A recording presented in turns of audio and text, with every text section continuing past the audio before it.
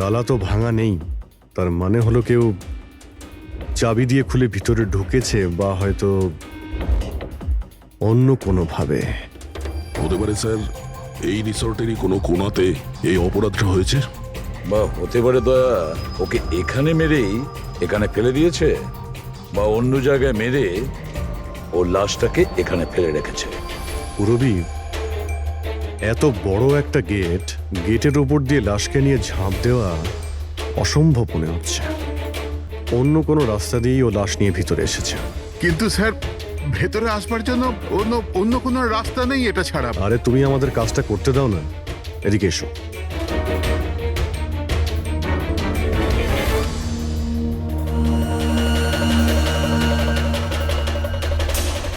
এই দেখো পুরবী, এখানে দেওয়াল ভাঙা রয়েছে, নিশ্চয়ই এখান দিয়ে এসেছিল ওই খুনি। তাহলে তো স্যার এখান থেকে কোনো সূত্র পাওয়া যেতে পারে।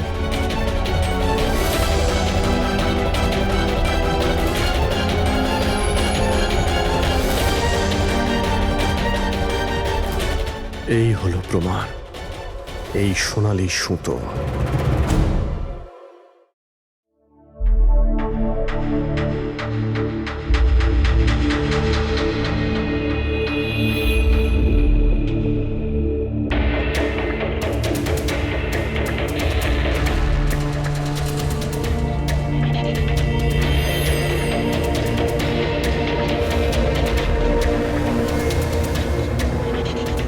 আশ্চর্য ব্যাপার, একটা অদ্ভুত জিনিস লেগে আছে এর গলার উপরে।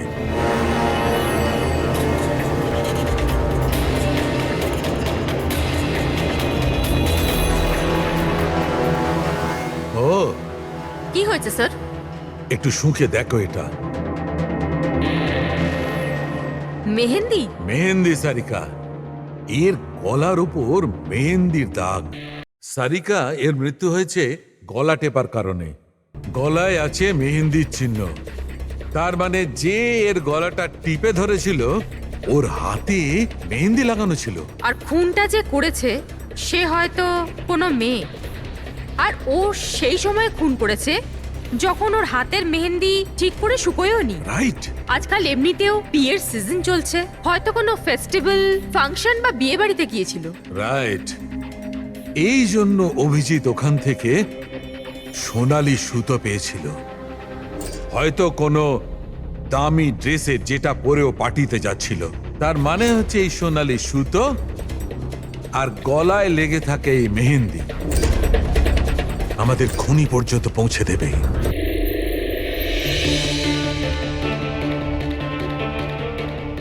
স্যার, এ হলো প্রীতি, শহরের খুব নামকরা মেহেন্দি এক্সপার্ট। দেখো মা, আমি চাই যে তুমি লাশটাকে দেখো, আর এর গলায় যে মেহেন্দি লেগে আছে, যার দাগটা আমরা দেখতে পাচ্ছি, সেটার ব্যাপারে আমাদের ইনফরমেশন দাও। ডোন্ট ওয়ারি, ভয় পাবার কিচ্ছু নেই, আমরা সবাই এখানে আছি। ম্যাডাম, একজন খুনি বাইরে ঘুরে বেড়াচ্ছে, আপনি একটু সাহস করুন প্লিজ। আসুন। আমার মনে হচ্ছে কোনো মেহেন্দি পরা হাত এর গলাটা টিপেছিল। ভালো করে দেখুন একটু।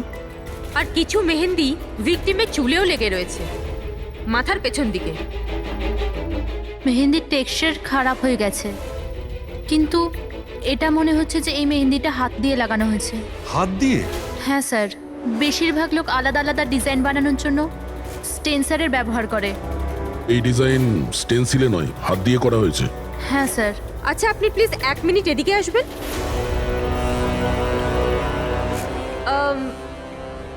আপনি এই মেহেন্দি সম্পর্কে আর কিছু বলতে পারবেন? মানে এটা কোন কোম্পানির, কতটা পুরনো, কোথা থেকে এসেছে, এনিথিং যা জানেন। স্যার, মেহেন্দির কালার, টেক্সচার আর স্মেল থেকে মনে হচ্ছে এই মেহেন্দিটা কোনো কমার্শিয়াল কোম্পানির নয়। এটা নিশ্চয়ই কেউ বাড়িতেই বানিয়েছে। তার মানে লোকেরা সাধারণত বাড়িতে তৈরি মেহেন্দি ব্যবহার করে, তাই তো? হ্যাঁ স্যার, কারণ ওটা কেমিক্যাল ফ্রি থাকে। আচ্ছা, এরকম তো শহরে অনেক লোকই আছে যারা বাড়িতে মেহেন্দি বানায়, তাই মেহেন্দির সাহায্যে তাকে ধরতে গেলে অনেকটা সময় লেগে যাবে স্যার। স্যার, হ্যাঁ স্যার, ভিক্টিমের ব্যাপারে জানতে পেরেছি। হ্যাঁ, একে? স্যার, ওর নাম দীপেন, দিল্লিতে থাকতো। আর আমি লোকাল পুলিশকে বলে দিয়েছি যে ওর বাড়ির লোককে যেন খবর দিয়ে দেয়। গুড। আচ্ছা প্রীতি, আরো একটু দেখুন যদি আমাদের কিছু বলা যায়।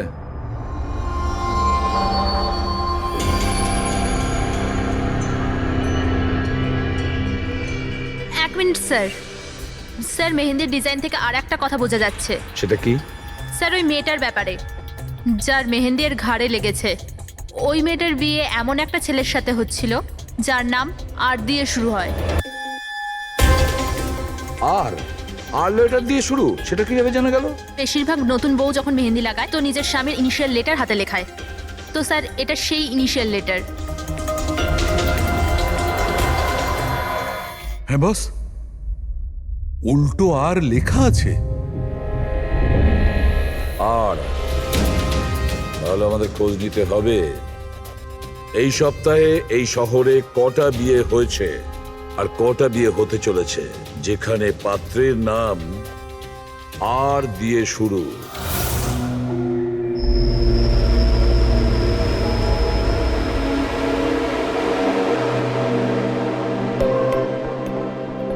অদ্ভুত স্যার, এই মাসে 120 জনের বিয়ে, একই মাসে এতজনের বিয়ে। হ্যাঁ পঙ্কজ, এখন বিয়ের ভালো লগ্নসা আছে। যদি তুমি বিয়ে করো তো সময়টা একদম ঠিক। আরে বিয়ে আর কি করে করব স্যার? কি হলো, কজন পাত্রের নাম পেলে? হ্যাঁ স্যার, সব মিলিয়ে 12 জন আছে যেখানে পাত্রের নাম আর দিয়ে শুরু হয়। আচ্ছা, হ্যালো, হ্যাঁ হ্যাঁ হ্যাঁ হ্যাঁ স্যার, এর গাড়ি তো দেখছি একটা শব্দেই আটকে আছে। হ্যাঁ হ্যাঁ হ্যাঁ হ্যাঁ হ্যাঁ ওকে ওকে, থ্যাংক ইউ। স্যার, হ্যাঁ পঙ্কজ। দিল্লি থেকে অফিসার ফোন করেছিলেন। উনি বলছিলেন যে দীপেনের বাড়িতে গিয়েছিলেন কিন্তু কেউ ছিল না, আর প্রতিবেশীকে জিজ্ঞেস করে জানতে পেরেছেন ওর একটা বোনও আছে। শালিনীর নাম্বার দিয়েছেন উনি? হ্যাঁ স্যার, পাঠিয়েছেন। আর উনি বলছিলেন যে দীপেন মাত্র 4 মাস আগেই ওখানে শিফট হয়েছে। একটা মেয়ের সঙ্গে ব্রেকআপ করে আর অন্য কারোর সঙ্গে বিয়ে করে নেয়। এই জন্য শালিনীর সঙ্গে ওর ঝগড়া হয় আর সেই জন্য এখানে চলে আসে। কি নাম বললে ওই মেয়েটির যে দীপেনকে মনে আঘাত দিয়েছে? ইরা। ইরা? স্যার হতে পারে কালকে রাত্রে দীপেন ইরার বিয়ে পণ্ড করতে এসেছিল এখানে, আর ইরা ওকেই মেরে দিয়েছে। আচ্ছা, এই ওয়েডিং কার্ডসে ইরা নামের কোনো মেয়ের কার্ড আছে?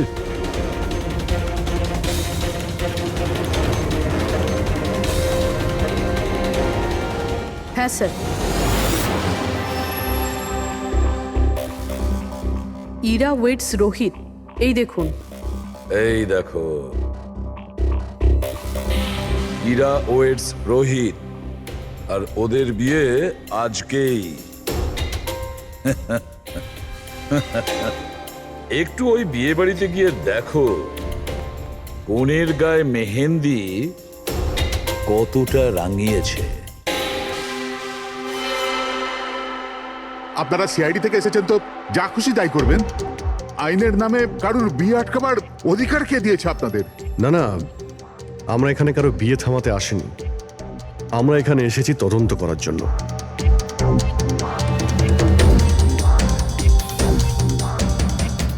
কিন্তু স্যার, আপনাদের এই তদন্ত আমার বোনের বিয়ের পরেও তো করতে পারেন। যত তাড়া আছে আপনাদের এই বিয়েটা করানোর জন্য, তার থেকে বেশি তাড়া আছে আমাদের খুনিকে ধরার জন্য।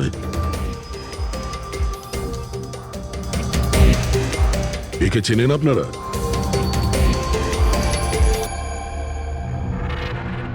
এটা তো দীপেন। মানে চেনেন কি করে? স্যার অ্যাকচুয়ালি ওই দীপেন আমার বোনকে ভালোবাসতো, কিন্তু কিছুদিন আগে ওদের ব্রেকআপ হয়ে যায়। আমি বলেছিলাম না যে চলো ফিরে যাই, কিন্তু আমার কথা শুনছে না কে? দেখো এবার সিআইডিও চলে এসেছে। জানি না কি কুক্ষণে এদের সঙ্গে আমরা সম্বন্ধ তৈরি করেছি।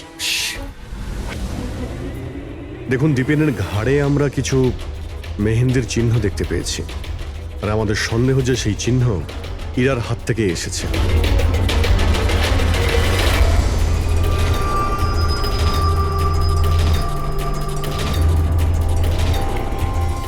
পুরো বিয়ে একবার দেখে নাও তো। ইরা একবার একটু ওঠো তো। ম্যাডাম কি করছেন আপনি? এখনো তোমার বউ নয়, ও এখন একজন সাসপেক্ট। আমাদের সন্দেহের তালিকায় আছে। আমাদের সন্দেহ যে দীপেনকে খুন করেছে। ইরা এসব কি বলছে? মানে কি? তোমার হাতটা দেখাও।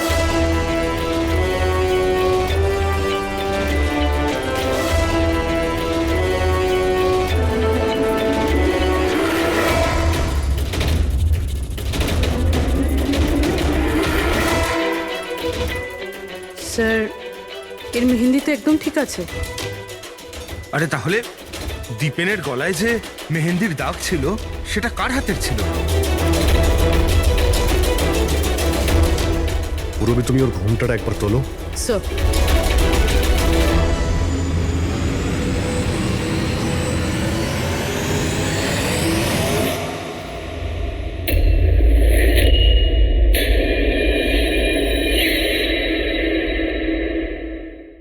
অমৃতা, তুমি এই মণ্ডপে কি করছো? আর আমার মেয়ে ইরা কোথায় বলো? অমৃতা? এ কে? এ আমার মেয়ের বন্ধু হয়। ও, মণ্ডপ থেকে তাহলে কোণে উধাও, আর কোণের জায়গাতে তার বান্ধবী বিয়ে করছে। এসব কি হচ্ছে এখানে? হ্যাঁ স্যার, ওই আসলে কাল রাতে আরে ফ্লার্ট কে করছে রে ভাই? আমি তো তোমার প্রশংসা করছি। আচ্ছা তাই নাকি?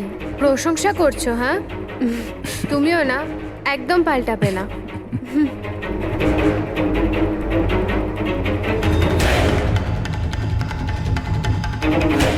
এই লোকটা কি জ্বালা। অমৃতা, অমৃতা শোনো। কার্তিক, কি হলো?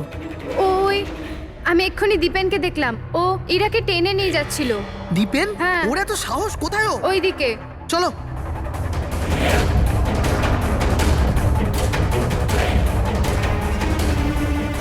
কোথায় গেল এরা দুজন?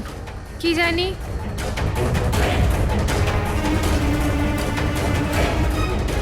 এই এটা তো ইরার ফোন। পাওয়া যায়নি ওকে? না স্যার, ওদের পাইনি। তো দীপেন এখানে এসেছিল আর ইরাকে জোর করে নিয়ে গেছে, কিডন্যাপ করে।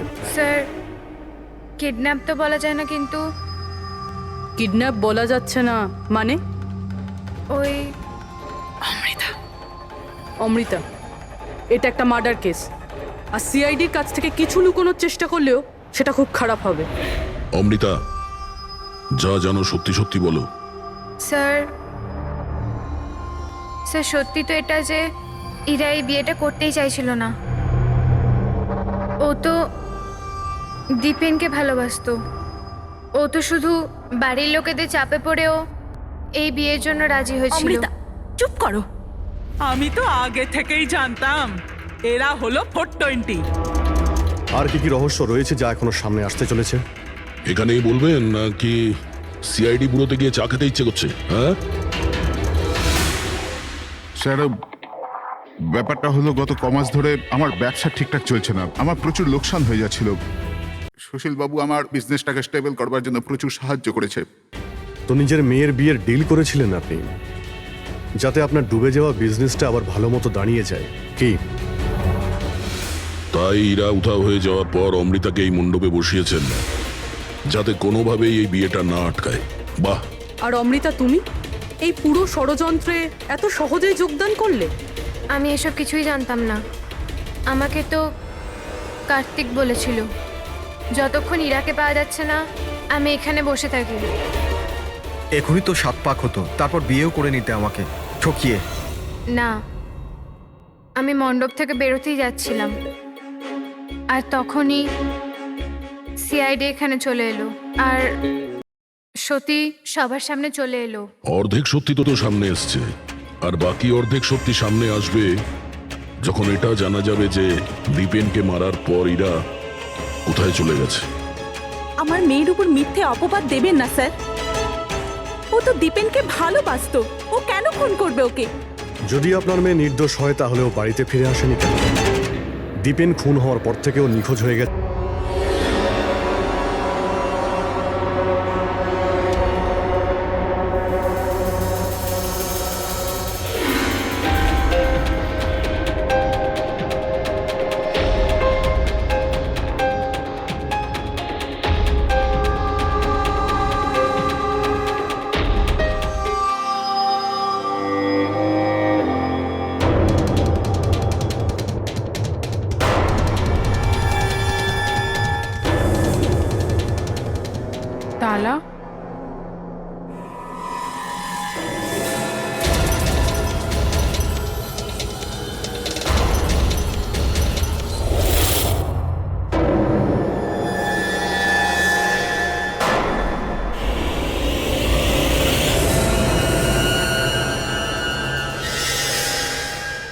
দেখো বস, ইরা নিজের মেহেন্দি পরা হাত দিয়ে দীপেনের গলা নিশ্চয়ই ধরেছিল, কিন্তু দীপেনের মৃত্যু ইরার হাতে হয়নি।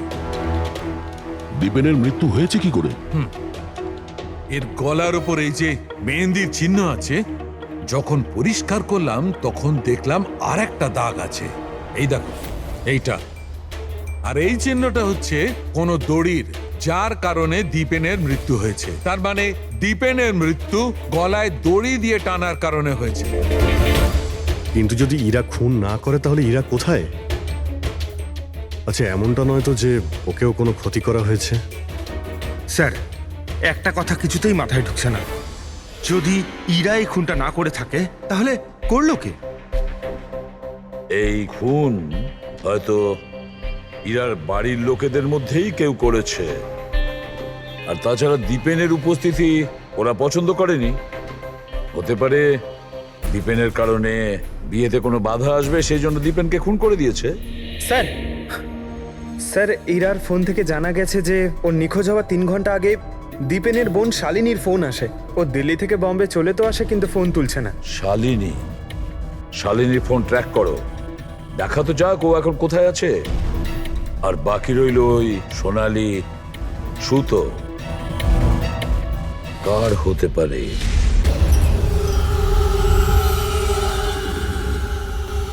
আমাকে আপনারা বলবেন এসবের মানেটা কি? আর আপনারা এই মেহেন্দি অনুষ্ঠানের জামা কাপড়গুলো এনেছেন কেন? দেখুন, আমরা কিছু সোনালি সুতো পেয়েছি ক্রাইম সিন থেকে। আর ওই সোনালি রঙের সুতো যার কাপড়ের সঙ্গে ম্যাচ হয়ে যাবে, খুনি সেই। ইরাকে সন্দেহ করছিলেন, কি ওই সন্দেহ দূর হয়ে গেছে? হ্যাঁ, আপাতত তো ধরে নিন যে ওই সন্দেহটা দূর হয়ে গেছে, কারণ দীপেনের মৃত্যু দড়ি দিয়ে শ্বাসরোধ করে হয়েছে, ওই মেহেন্দি লাগানো হাতে নয়। তার মানে আপনাদের এটা মনে হচ্ছে যে খুনি আমাদের মধ্যে থেকে কেউ বোধহয় করেছে? কারেক্ট। এখন শুধু সেটাই দেখতে হবে যে ওই সোনালি রঙের সুতো কার কাপড়ের সঙ্গে ম্যাচ করে। আশ্চর্য, রেশমের ছোট ছোট টুকরো থেকে আপনারা এত বড় একটা সিদ্ধান্ত নেবেন। জানি না ওই টুকরোটা ম্যাচ করবে কিনা। অদ্ভুত কথা তো আপনি বলছেন রাজন বাবু। আপনার হঠাৎ খুব অসুবিধা হচ্ছে? উল্টে আপনার খুশি হওয়ার কথা যে আমরা আপনার মেয়েকে এবারে সন্দেহ করিনি।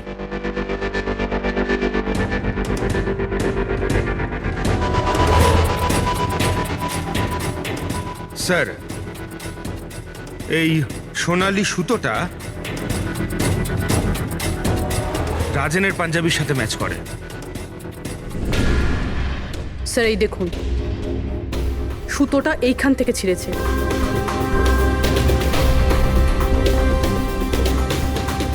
আমি বলছি আপনাদের, ওই রাতে আমি দেখেছিলাম দীপেন আর ইরাকে একসাথে। তুমি কেন বুঝতে পারছো না? আমি তোমাকে ছেড়ে বাঁচতে পারবো না আমি বাঁচতে। আর তুমি আমাকে ছাড়া অন্য কাউকে কি করে বিয়ে করছো? যখন আমি নিচে পৌঁছলাম তো ওরা দুজন চলে গিয়েছিল। আর দীপেনের ঠিকানা ইরার পুরনো চিঠি থেকে আমি পেলাম। তারপরে আমরা ওর পুরনো বাড়িতে গেলাম।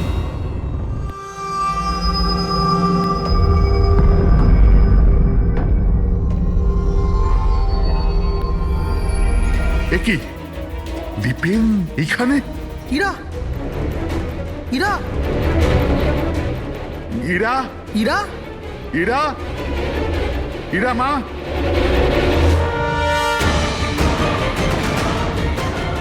বাবা, এই দেখো, দীপেন ওর ফোনে ওর মৃত্যুর কারণ লিখেছে। কি লিখেছে এখানে?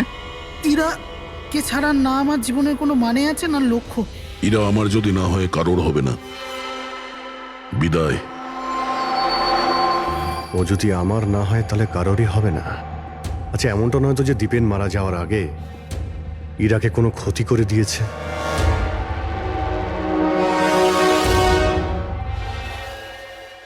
হ্যাঁ পঙ্কজ, হ্যাঁ, দীপেনের বোন শালিনীর মোবাইল ফোন ট্র্যাক হয়ে গেছে।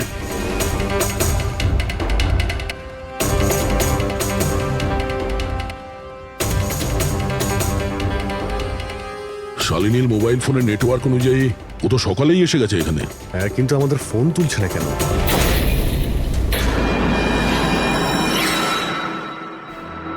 ব্লাস্ট। শালিনী, শালিনী, শালিনী, শালিনী, শালিনী, শালিনী।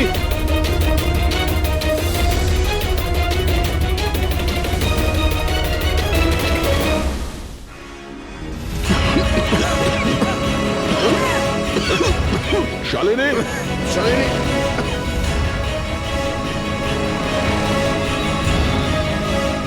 শালিনী শালিনী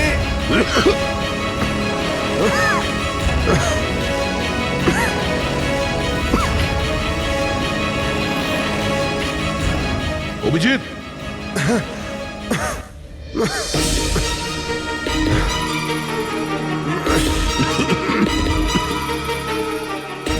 অভিজিৎ সাবধানে।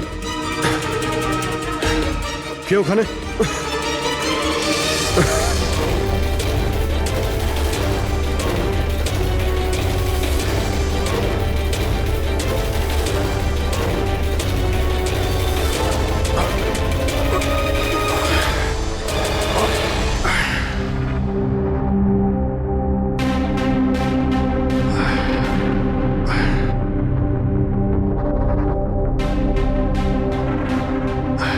হ্যাঁ অভিজিৎ, দয়া এবার চোখ ঠিক আছে?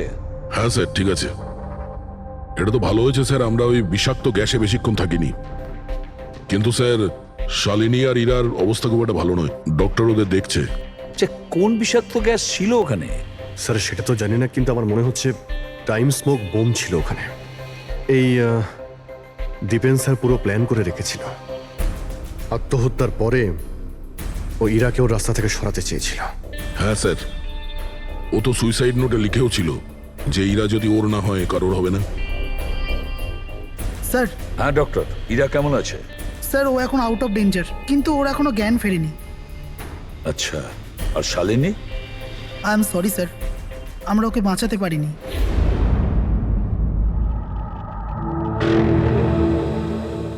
স্যার স্যার এই দীপেন শুধু নিজের প্রাণ নেয়নি, বরং বরং ওর বোনের মৃত্যুরও কারণ হয়েছে।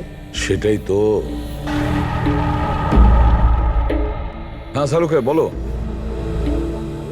আচ্ছা ঠিক আছে, আমরা আসছি। কি হয়েছে স্যার? শালুকে বলছিল দীপেন আত্মহত্যা করেনি।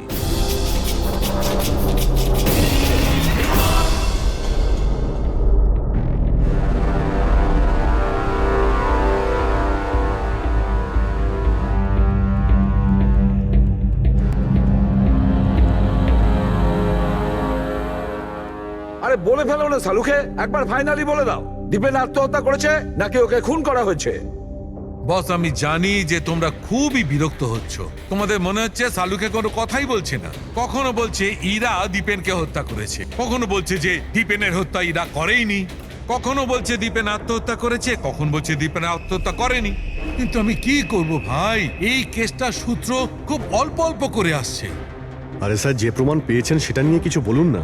দেখো বস, যখন কোনো মানুষকে ফাঁসির দড়িতে ঝোলানো হয় আর যখন দড়িটায় টান পড়ে তখন ওর শ্বাস বন্ধ হতে থাকে, আর তখন সে শ্বাস নেওয়ার জন্য ছটফট করে, তার ঘাড়টা নড়তে থাকে, আর ঘাড় নড়ার কারণে ফাঁসটা চেপে বসে, আর ওর ঘাড়ের ঠিক পেছন দিকে ওই ফাঁসির দড়ির গিঁটের চিহ্নটা দেখা যায়।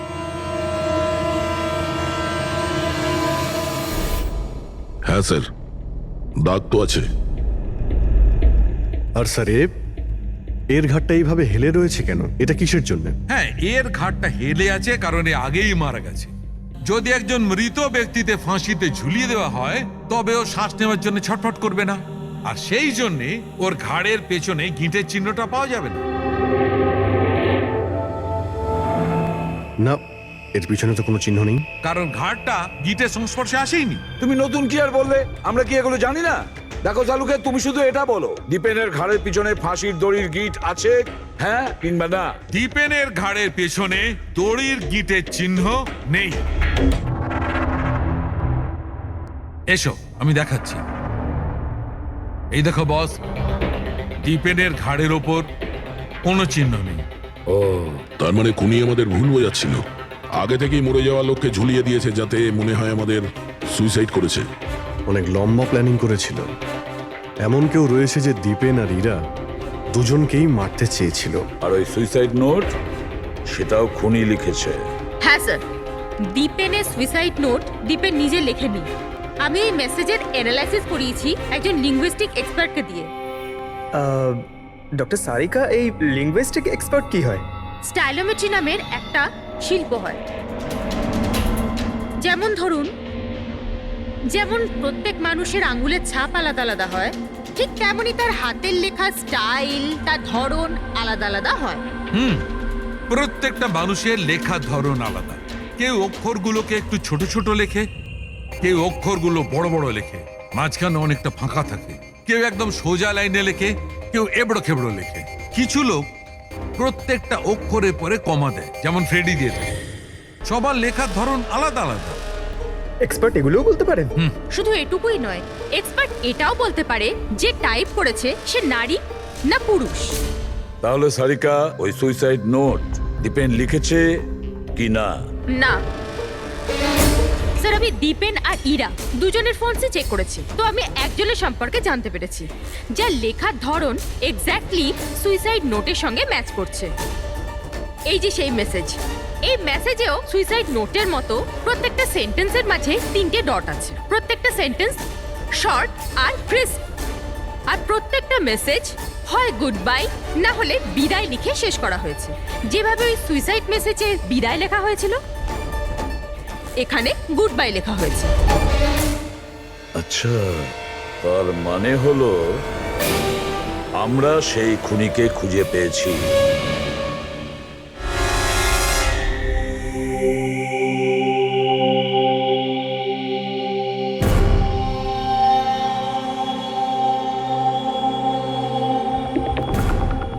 হ্যাঁ, হুমকি দিচ্ছি, কি করবি তুই?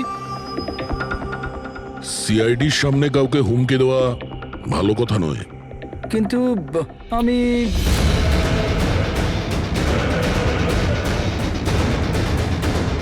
এই দাঁড়া! আরে আরে আরে ললিত বাবু, কোথায় পালাচ্ছেন? এটা তো বলে যান যে দীপেনকে খুন করতে গেলেন কেন? এটা এটা আপনি কি বলছেন? আমি আমি কাউকে মারিনি। আচ্ছা, সত্যি কথা বলবি নাকি? বলবি নাকি মাথাটা ঢুকে দেবো নিচে? আমি মেরেছি। প্লিজ প্লিজ আমাকে নিচে নামো, আমাকে নিচে নামো। চল, এক তো তুই দীপেনকে খুন করেছিস, আর তার উপরে এটা দেখাতে চেয়েছিস যে ও সুইসাইড করেছে। হ্যাঁ, ইনফ্যাক্ট আমি ওর সুইসাইড নোটটা লিখেছিলাম। কিন্তু কিন্তু কি? কিন্তু এগুলো আমি আমার নিজের জন্য করিনি, অন্য কারোর বলাতে করেছিলাম। কার কথায়? ডাক্তারবাবু, আমার মেয়ের জ্ঞান কখন ফিরবে? ভয় পাওয়ার কিছু নেই, খুব তাড়াতাড়ি জ্ঞান ফিরে যাবে।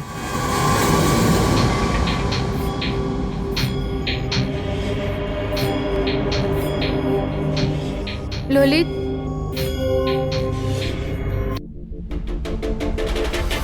তোমার হাতে হাত করা কেন লাগানো আছে? আসামির হাতে হাত করা থাকবে না তো কি থাকবে বলুন তো? অপরাধী? হ্যাঁ, এই অপরাধী নিজের অপরাধ স্বীকার করেছে ললিত। দীপেনকে এই মেরেছে।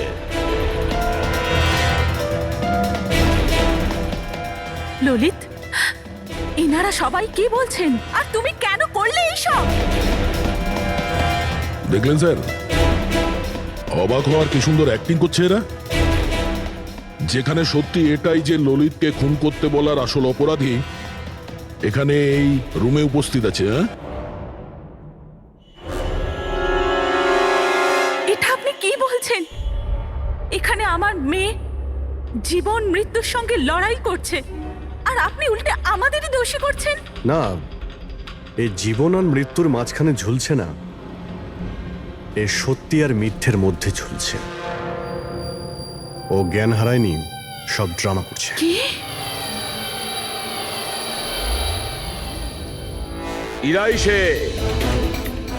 ইরাই ললিতকে বলেছে দীপেনকে মেরে ফেলার জন্য। এই কি সব কথা বলছেন আপনারা? অবস্থা দেখুন এর। আপনাদের মনে হয় যে এ জেনে শুনে বিষের কন্ট্যাক্টে গেছে? স্যার, ইঞ্জেকশন লাগিয়ে দিই?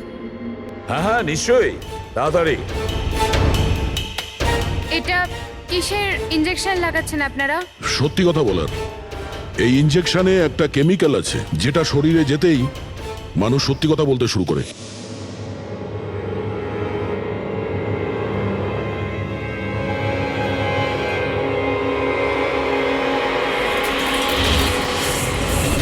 না, শুনুন, ইরা, ইরা, আরে রে কোথায় যাচ্ছ? দাঁড়াও। ইরা থামো ইরা। এর মানে হলো যে সিআইডিরা ঠিক কথা বলছেন। আর মিথ্যে বলে কোনো লাভ নেই। এই ললিত তোমার মুখোশ খুলে দিয়েছে। এটা কি করলে ললিত? নিজে ফাঁসছিলে তার সাথে সাথে আমাকেও ফাঁসিয়ে দিলে। এরা এই প্রতিজ্ঞাটাই তো আমরা করেছিলাম ভালোবেসে, যে আমরা একসাথে বাঁচবো আর একসাথে মরবো। কি তোমরা দুজন একে অপরকে ভালোবাসো? এসব কবে? ইরা, তুই তো দীপেনকে ভালোবাসিস। হ্যাঁ ও চাইতো, কিন্তু হঠাৎ করে ললিতকে ভালোবেসে ফেলে। আর এই সব কিছু করেছে ও নিজের বিয়ে ভাঙার জন্য। কিন্তু ভাগ্যক্রমে ইরার কাছে শালিনীর কল আসে যে দীপেন ইরার বিয়ে আটকাতে এসছে। আর ইরা খুব বড় প্ল্যান করেছিল। দীপেনের কাঁধে বন্দুক রেখেও গুলি চালাতে চেয়েছিল। আর আমরা ভেবেছিলাম যে প্রথমে আমরা দীপেনকে মেরে দেবো।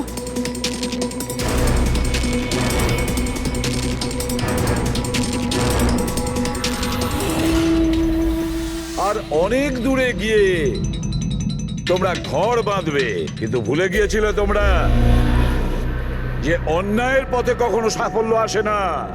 বুঝেছো? আমাদের প্ল্যান একদম ঠিকঠাক চলছিল, কিন্তু বাবা আর কার্তিক এসে আমাদের প্ল্যানে জল ঢেলে দিল।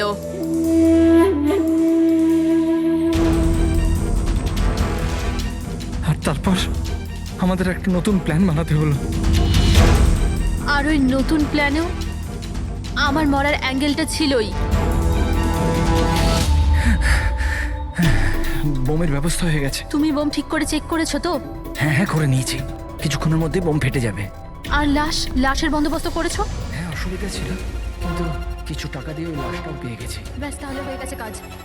আমি লাশকে আবার নিজের জামা কাপড় পরিয়ে দেবো, আর যখনই বোম ফাটবে তখন সবার মনে হবে যে দীপেনের সাথে সাথে আমিও মরে গেছি। আচ্ছা আমি বোমটা চেক করেছি, ওকে?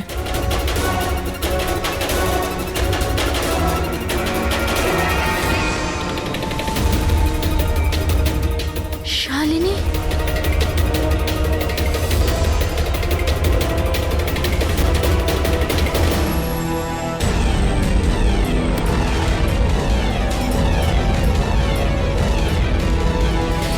আর সেই কারণে তুমি শালিনীকে মেরে ফেলেছো। তো আর কি করতাম? সব দেখে নিয়েছিল, কোনো উপায় ছিল না।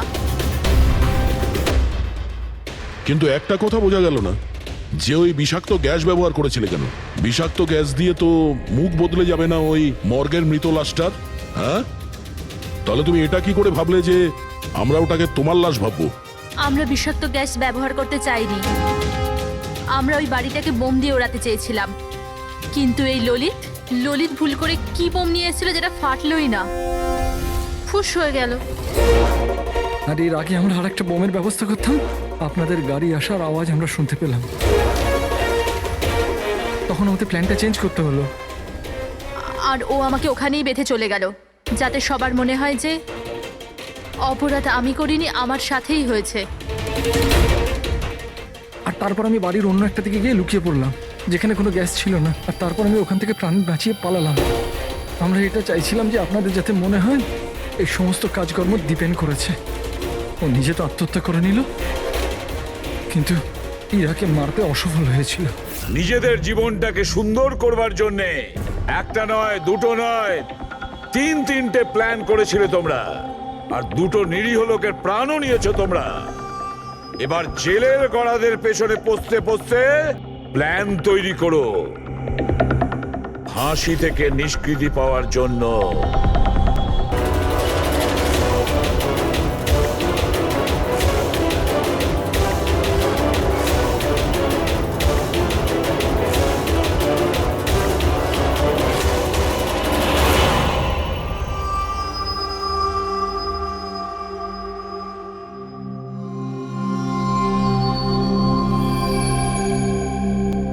রিসর্ট কি বন্ধ হয়ে গেল?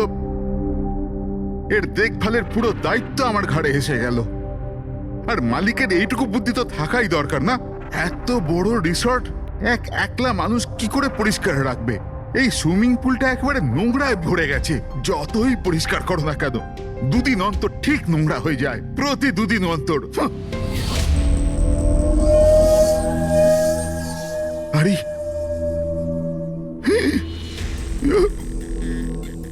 আরে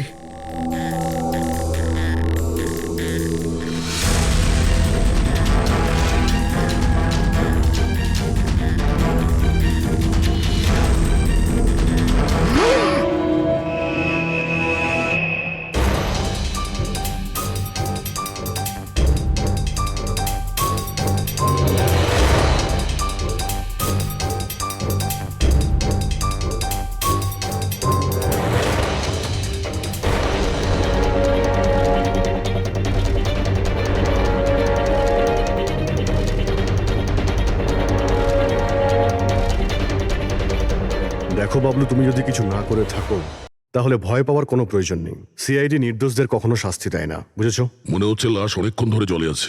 হ্যাঁ দয়া, মনে হচ্ছে 12 ঘন্টার বেশি হবে। কোথাও কোনো আঘাতের চিহ্ন নেই বস, শুধু এখানে এই গলায় এখানে অদ্ভুত কিছু লেগে আছে। গলা টিপে মেরেছে? আপাতত দেখে তাই মনে হচ্ছে। এই রিসর্টের চাবি কি তোমার কাছেই থাকে? না স্যার, মালিকের কাছেও একটা আছে। তুমি গেটটা দেখাও তো। পঙ্কজ, দেখো তো একটু ভালো করে চেক করো, দেখো কিছু পাওয়া যায় কিনা।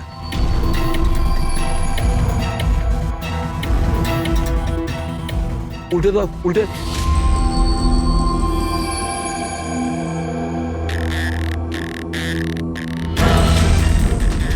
স্যার, এ তো ট্যাক্সির বিল দেখছি। ইনি কাল রাত্রে ডোমেস্টিক এয়ারপোর্ট থেকে ট্যাক্সি ধরেছিলেন। পঙ্কজ, এই লাশটার ফটো তুলে এয়ারপোর্ট সিকিউরিটিকে দেখাও আর এর পরিচয় জানো।